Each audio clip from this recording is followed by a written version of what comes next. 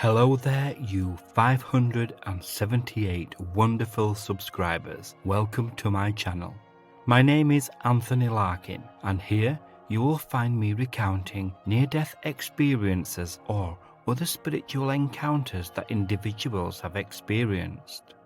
Today's near-death experience is that of Dr. Linda Kramer.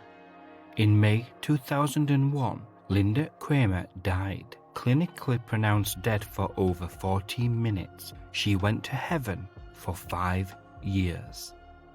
Her book, entitled 5 Years in Heaven, is a 369-page testimony of her near-death experience, documenting where she went, what she saw, what she learned, all whilst in heaven. She describes in detail her life review, life lessons taught by her great-great-great-great-grandmother.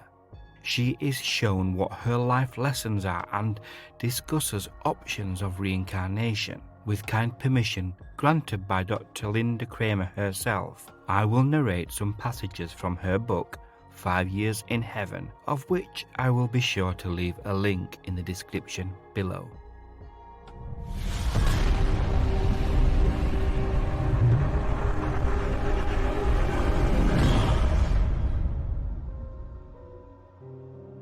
I remember the beginning of May 2001 extremely vividly. I was suffering from a cold that had gone onto my chest. I had medications that I had brought to America with me, and I was taking that, and I honestly thought it would be sufficient. On the 6th of May 2001, I remember lying in bed, watching television. It must have been about 10 p.m. when I went to sleep. Next thing I know, it is dark, and I woke up, really struggling to breathe. I remember I was desperate to go to the toilet, but I couldn't get out of bed.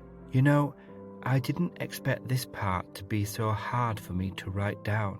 How do you write down about your own death and describe the intimacy to others? Yet it is an intimacy because it is something that is really private. You just don't want others to know about it. You don't want the embarrassment of describing the worst thing that ever happened to you. But in this case, I do need others to know. I need others to know that there is a hope and that there is something else that is out there.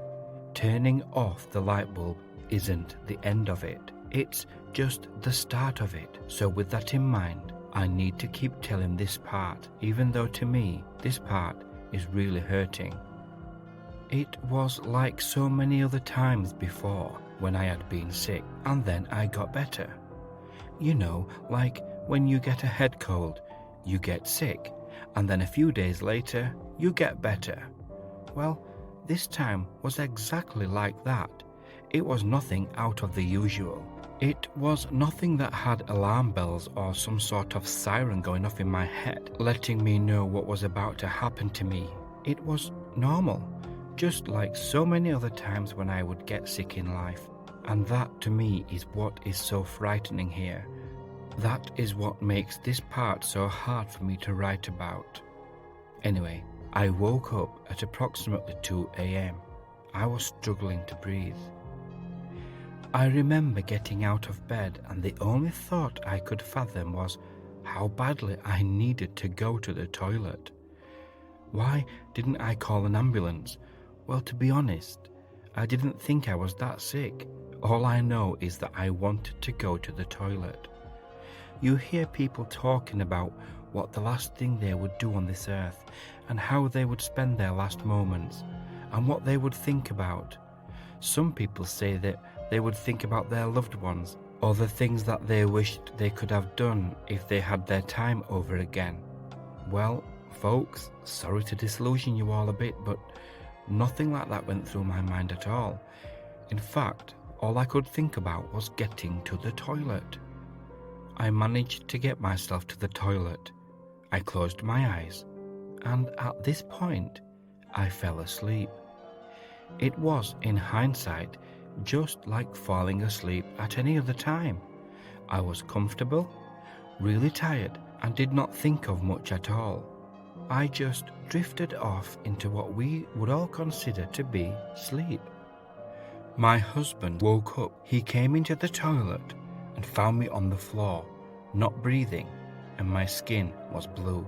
He ran back out to get the phone. As he dialed 911, he turned and rechecked my pulse.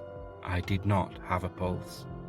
He stated that due to finding me lifeless and blue, he could not ascertain how long I had been clinically dead at this time. He then stated that under the directions of the 911 operator, he commenced CPR on me, and he continued working on me until the basic life support paramedic crew arrived.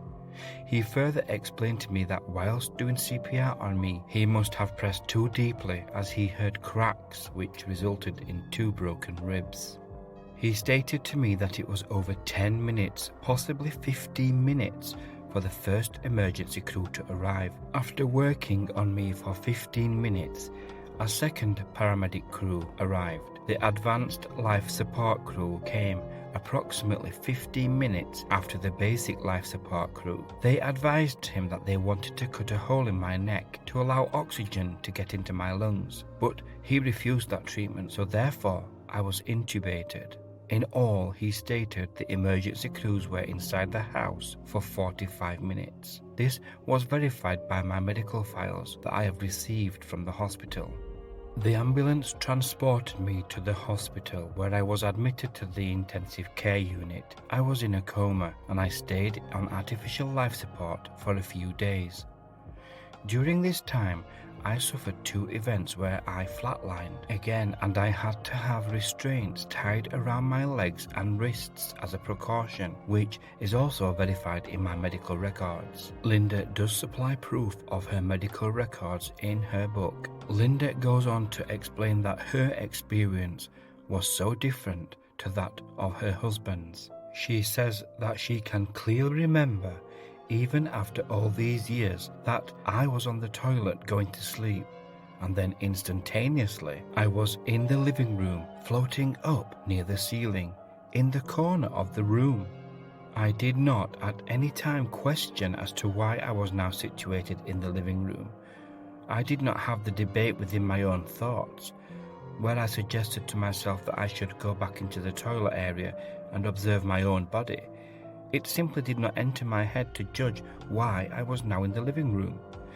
I also never questioned how I just appeared there without physically moving. All these thoughts were so meaningless that I did not need to question what was now happening to me. So the first thing I need to explain here is the term that I am using called floating. I need for you to understand that I was floating because my body was now not on the ground with gravity. We think of the word floating like in water, where you would find your body floating in the water. But what happened to me here was not like that sort of floating. When a person floats in water, they feel the gravitational pull. They wave their arms around in the water so they do not sink. You feel sort of weight when you are in water, preventing you from moving as freely when not in water. This experience was totally different.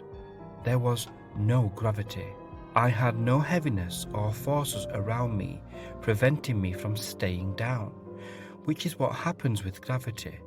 It is so hard to explain. I was just being there, in the air, above the ground. No gravity. I also did not have to control my balance at any time during this period. If you observe people in anti-gravitational rooms, they still need to wave their hands around to stabilize their position off the ground. I did not need to do that. It was like standing on the ground, balanced and in control, yet my feet were not on the ground. There was no space between my feet and the ground. Therefore, I had no sense of vertigo whilst there. So there I was, and the first thing I thought of was that I was standing on the couch that was in the corner. So I looked down and I found that I was actually about 2 feet above the seat on the couch, and I had no feet. In fact, my legs after my knees just sort of dissolved into nothing towards my ankles. This, in hindsight, should have scared me, but I wasn't scared at all. And to be honest, it was like it was normal to be floating in the corner of the room. I found it usual, if you can call it that. It felt like something I was used to doing all the time. Was I breathing? I honestly don't think I was, because I don't remember my chest heaving with a breath at all. I was just being there, floating in the corner. Where I was, my head was only inches from the ceiling. The ceiling was a 12-foot ceiling, and my physical body is 5 foot 7 inches, so I was about 6.5 foot higher than if my feet had been on the ground. Another thing that was very prominent was that I knew I had no physical body at this time.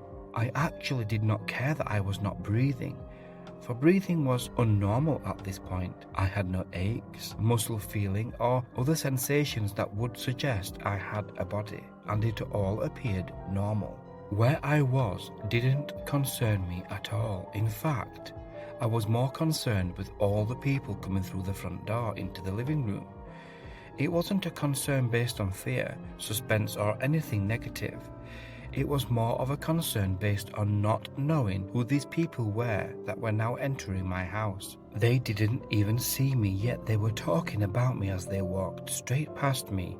They went through the door to my right that led into the bedroom, with the bathroom where my body was off of that. I was not worried.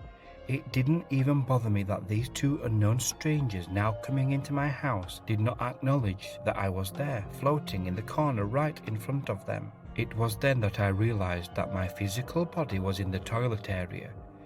Being alone whilst floating in the living room, I could hear the muted voices of the 3 males coming from the toilet area where my body was. I could hear their soft and calm tones as they discussed something which seemed foreign to me at this time. I have to state here that I was totally distanced from the situation that these 3 men were experiencing. I knew it was nothing to do with me, because the me that I was not the me in the toilet with the 3 men. I was totally unassociated to what was going on in the other room. I did not care at all about what was going on, because it did not concern me at all. I am guessing here by the official medical records that it was about 10 to 15 minutes later when another paramedic crew arrived, and I saw these men walk into the house and hurriedly walk through the living room past me and entered the bedroom towards where my body was. Next, through the front door came 2 other people in a totally different uniform, and one was a police officer. They came into the living room and were having a discussion about other me and some other things about the house. There were now 6 strange people in the house, not including my husband. I was looking down on them, and I was much higher than they were, and I had a panoramic view of them all from up near the ceiling. I tried to talk to my husband, to let him know that I was there, to let any of them know that I was there, but I could not talk. All I could do was think the words, but there was no urgency at all in wanting to talk to them. I just wanted to be polite and to talk to them. I was never scared, frightened, or had any sort of negative feelings at all. I was just floating there, just going along with whatever these strangers and my husband were talking about.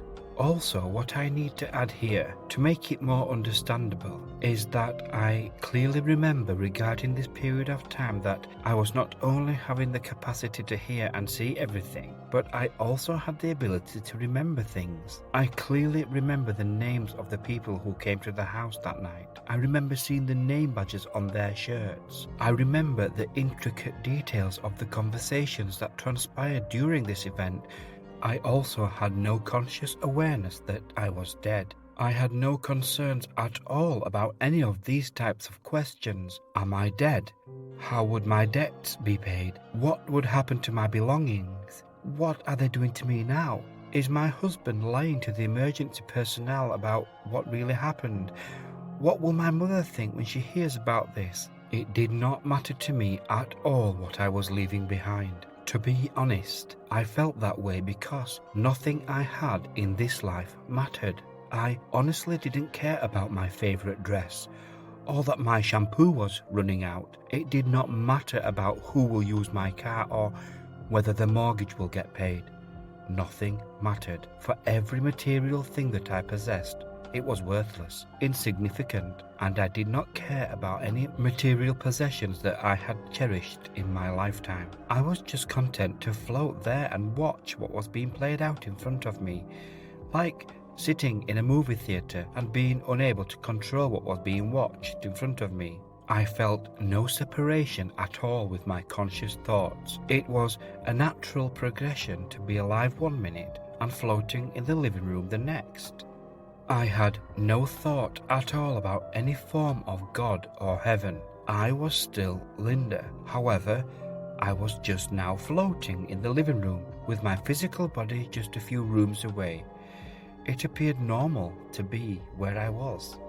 Yes, it was normal. I found myself to be in the exact same awareness of when I was alive. It was a natural experience. I was still in control of my cognitive capabilities. I had the ability to think.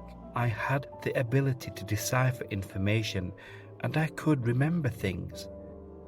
I did not have to learn new ways of dealing with the reality of my situation. Rather, I had to learn how to interact with those living humans in my vicinity. This was hard to comprehend and to explain to friends after I woke. It was almost like I had to train the humans on how to interact with me in my natural being. You would think I would be going out of my mind and yelling and screaming to get me up and walking or anything, but no, I was at peace. The word peace is the best descriptive word that comes to mind. Nothing else mattered to me. I was calm, relaxed, and I felt elated. Not happy or glad or even mildly funny. It was the feeling you have when you know you have just done something well. Sort of an inner self-pride, but totally different to that. It was very calming and uncaring feeling I had, like there was not a worry in the world. I was at total peace. As I type this now, it has been 20 years since this experience. I have now obtained my 186-page medical file from the hospital and the paramedics. In this paperwork, it is clearly stated that the paramedics were inside my house for 45 minutes prior to transporting me to the hospital. Considering I witnessed them arrive at the house, and I witnessed everything they did whilst in the living room, and also I witnessed them leaving, I can verify that I was floating for the entire 45 minutes in Earth time. Did it feel like 45 minutes? No, not at all. Time is of no value where I found myself. I did not experience the seconds rolling by, nor did I have any awareness of the duration of this event. It appeared as a natural progression of events. There was absolutely no awareness of time at all. It could have been 100 years or a split second where I was floating, as time was meaningless and it had no merit. After 45 minutes, according to my medical files, I witnessed them take me out on a gurney. I can clearly recall that everyone had left the house and I was just sitting there in the air, floating. It would have only been about 30 seconds after the front door was shut that it opened again. I thought it was my husband coming back, but I was not prepared for what did come through the door. After thinking about this next part for the years that have followed, there is no logical way to say the following. All I can say is that this is my account of what happened, and therefore I've got nothing to lose, nothing to gain. I guess this is where I can honestly say that this next part is the reason why people cannot fathom near-death experiences. There are many different spheres of dimensions, and within those individual spheres, there are unlimited life forms. What I am about to talk about actually occurred to me just like everything else within these pages. There is no fabrication, for I just want people to comprehend my experience. But the reality is, these creatures I am about to write about actually do exist.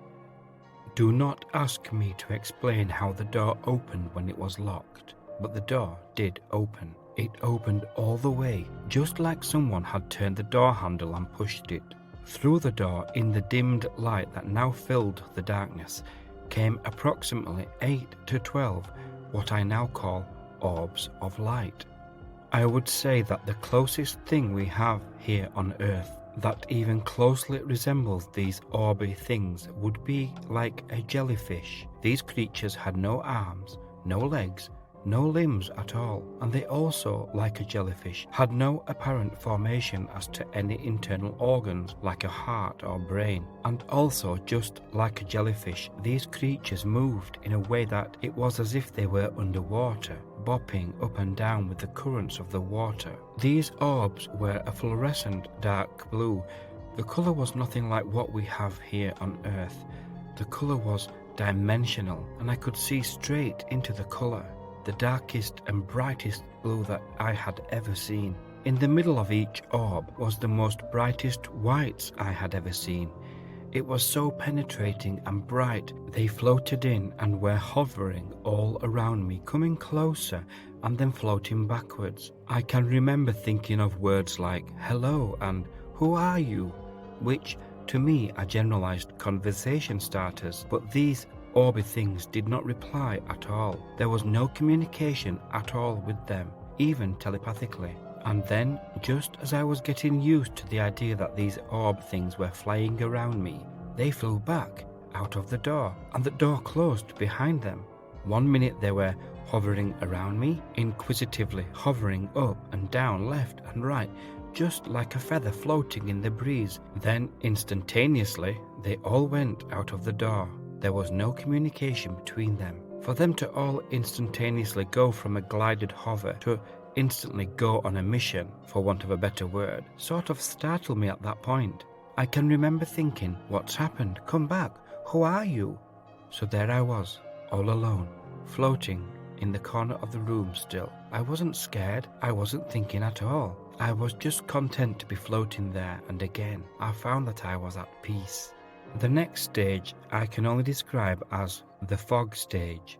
I could not sense anything at all whilst in this fog stage. The fog stage for me lasted in Earth time probably only around 5 seconds, but during that 5 seconds when I was absorbed in darkness and not aware of anything that was going on around me, I was transferred, teleported, or maybe even telepathically transported, if that's what I can call it, to another place. Here is an example so you can try and fathom this fog stage. Imagine you are standing next to your bed where you sleep every night. You are familiar with your surroundings and you are aware of the familiar smells and noises around you. Then close your eyes and keep them closed for 5 seconds. You then open your eyes and you are totally in a different country. That to me is what the fog stage was like. You move to another location, totally different to where you just were, except for the fact that you did not move your body. Your mind just took you there. That is what the fog stage felt like for me. I did not close my eyes though. My eyes were open, and you get this veil-like fog, stopping you see where you are, and all other senses are now null and void as well. You are not aware consciously that you have moved location, and you do not feel like there is any movement going on in any direction, but you are instantly there in a totally different place. But as before, I was still at peace. Regardless of the where I went, the fact remains that this was a natural relocation. I did not fear this change of location. I did not feel uncomfortable at all. I just felt like I was home. As the fog dissipated, I was instantly in a field of flowers.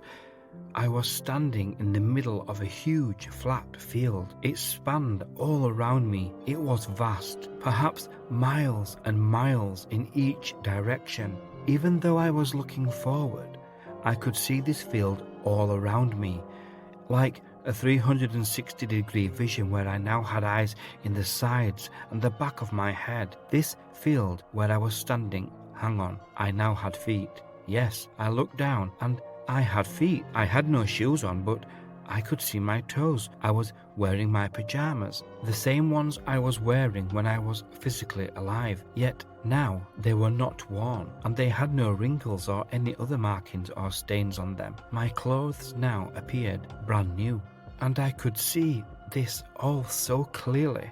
When I was physically alive, I had extremely bad eyesight, -9 vision in both eyes, whereby I used to wear high-density spectacles to correct my vision, but in this field, my vision was impeccable. It was beyond perfect, for now I could see everything in crystal clarity, regardless if it was close or miles away, and I suddenly realized that I was no longer wearing my glasses. First thing I did was look down at my feet. Looking at the flowers around my feet, they were focused and clear, and as I looked out into this field, perhaps miles into the distance, I could see every petal on every flower, as clear as if they were right next to my eyes. Here in this field, I could see so many new colours that I had never experienced whilst in a human body, and at the end of each petal, there appeared to be an electrical spark, not like the sparklers we have here on Earth, whereby you light one and then as the sparkler burns it emits this lightning effect of electricity.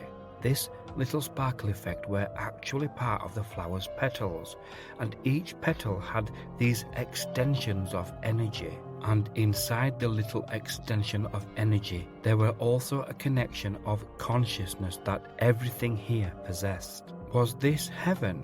It did not matter to me where I was, for this was home.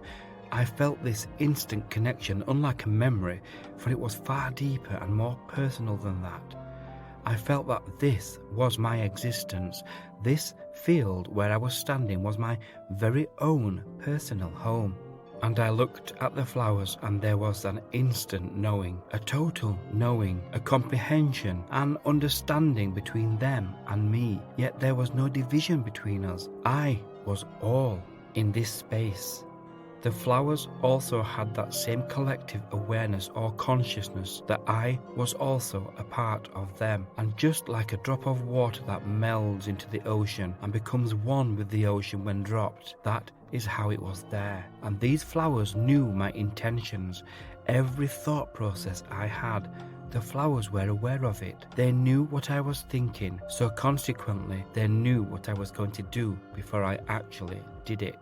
And as I moved my foot in order to walk, for that is what we do on Earth, the flowers moved away from my feet in order not to be crushed under the weight of my foot. So I found myself walking without crushing or bearing down on the plant life below my feet, and as I moved across this field by putting out the intentions of which direction I wished to travel in, I was also made aware that everything in this place knew what I was doing, and in turn I was now also learning that I too knew everything about every single other thing in this home. It was a learning experience, even though I somehow knew that I had been to this place before. It was like I had to relearn how to operate in this place, as I was so accustomed to how muscles make human bodies move. After an hour or two, I decided, or I had the intentions of moving around and exploring what was here. The people that I met were happy and content. Some were walking by themselves through the flower fields, and others were gathered in groups talking and carrying on just like on Earth, laughing and appreciating the company that they were in.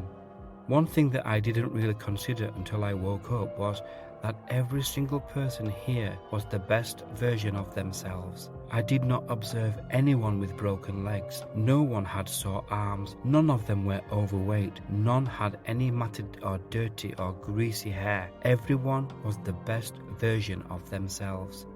Regarding the other people here, I could feel their emotional stability, and that stability encouraged me to also be calm and stable. I was a part of the entire energy. I was a part of the whole thing. I could feel their laughter and their contentment. They were me and I was them. We were all connected as one. However, the people in this place had no concern about me. They went on with their business like I was not even there. There was no communication at all between themselves and myself. It was like I was not supposed to be there, and they just knew that I would not be there for very long. Not one of them attempted to speak to me. I had absolutely understood their reasoning for this, as I was only a visitor, and to be interactive with me was not the intention of the visit. I was also very aware that there is no need for finding someone like a loved one that had died before us. Let me try to explain this in more detail. On Earth, we lose people who we loved. On Earth, we have this yearning for them after they have died. In this place, there is no yearning. There is no searching for them for a reunion or to meet them again. For in this place, everyone and everything is one.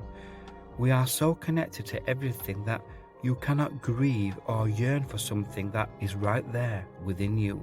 Everything was within me whilst in this place. Every life that existed through every soul was here within this space. And every life that had ever lived was apparent. It was simply known by me and everything else in this space. Every single person who had ever lived on Earth was here, right now, in the present, right there inside me, and I was inside of them. Everything was one. Through the collectiveness of my thoughts, I was the perspective of all things. How could I want to see someone else when I was instantly that other person? Being inside that person or emitting out of them. How could I want to search out a location to go to when I was instantly in that location, being that location, a part of that location, for that location was now inside of me and I was inside of it? How could I want to interact with others when I was already them? I knew that every relative I had ever had that had died on Earth was here. For I was here. Here was everywhere, and here was all.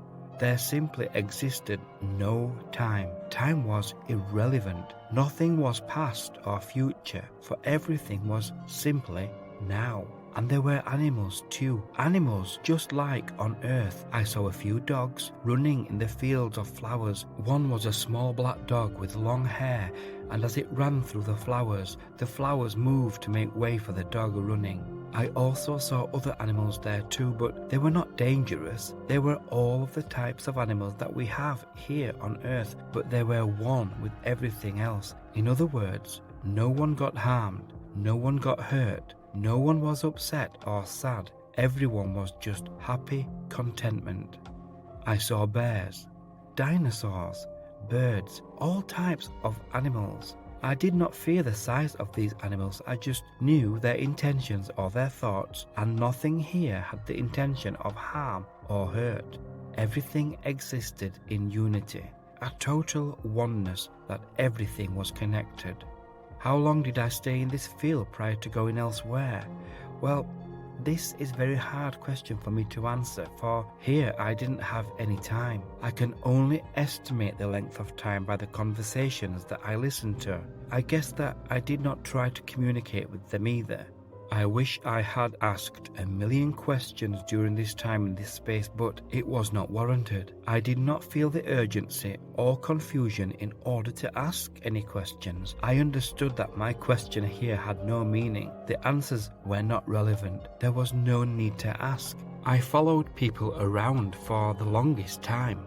I remember seeing this woman who appeared as a middle-aged woman with grey hair tied up onto a bun at the back of her head. She wore a long skirt gathering at the waist, creating pleats. Her shirt had long sleeves with ties around the wrists, creating a cuff.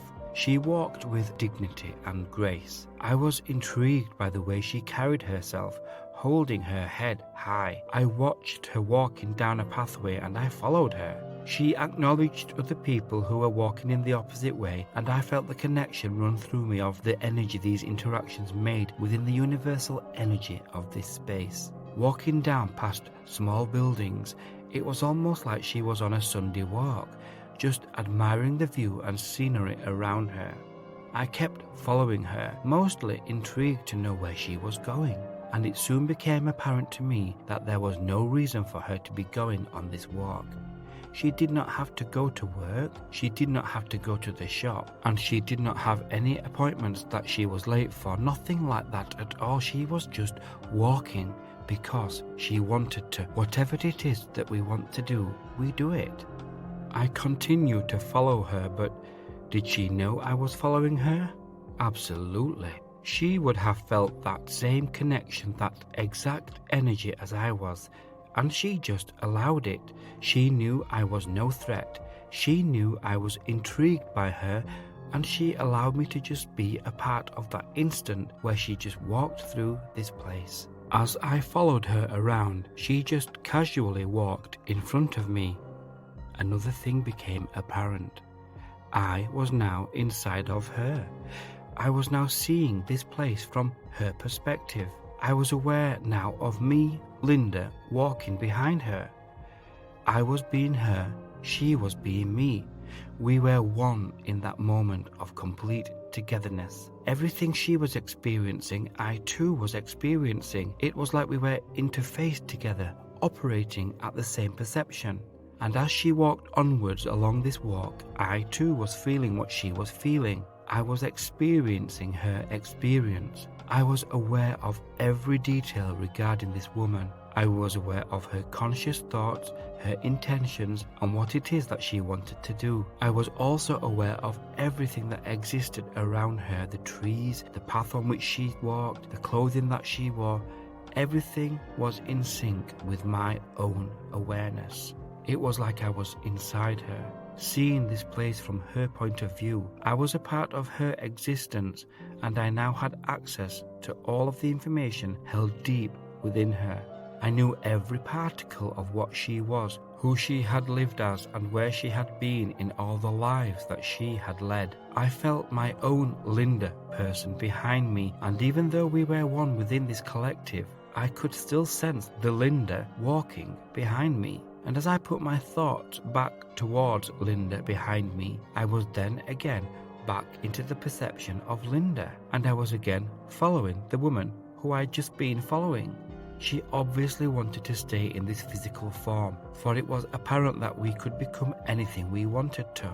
As I walked behind her, we passed many other different beings in human and animalistic appearances, and I knew that if I paid my attention to these other entities, I would also be connected to them, and we would all be one together. I learned here that it is all about what we portray outwards, which is our intention. It is what we put out there to the universe, the emotions that we portray outwards, and is then energetically connected to the universe, and so it is created. And in this moment, when we think about what we are going to do, that right there is our intention. And in this place, the main intention was to be at peace and to simply allow all things to be what they are. No judgment or accusations ever. And if this woman wanted to change herself into other clothes, or to change her hair, or to change even into an animal, then all she had to do was think it, and it would be done. If she wanted to save herself that walk, and to just simply appear at the end of that walk, she could have done that. So she had the intention of doing that walk to enjoy the journey, rather than just the destination. I also know that her soul was the core of her existence. It was the soul that created all that she had been and would be in many other existences that she chose. Her soul was what gave her intention to create all that she was, and I did not judge what her soul was doing, for ultimately my soul was a part of her soul whilst we were in this space. One thing that I really did concentrate on was the architecture of the buildings. There is absolutely no way I can ever describe here on Earth what these buildings were made of, due to the fact that the building materials used all had energetic connections to everything else. The walls, floors, ceilings, and all the materials in between all were one with everything else. An intertwined connection like within our own bodies, where we had veins connecting muscles, ligaments and bones. Each has their own purpose, and collectively it all makes the one being. Everything melded there, which means that everything just melted or connected to everything else around it. Linda continues to discuss in great detail about the buildings, the elevators or lack of, the chairs and furniture and all things within these buildings. In the next video, we continue with Linda as she meets 3 beings. She calls them the Big Three, 3 celestial light beings who give her a life review. She goes into great detail to explain this. We also go on a journey where she meets her great-great-great-great-grandmother, and life lessons are explained, along with reincarnation and karma.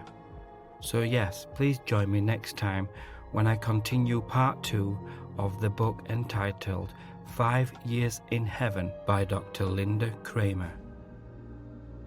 See you on the next video. Take care.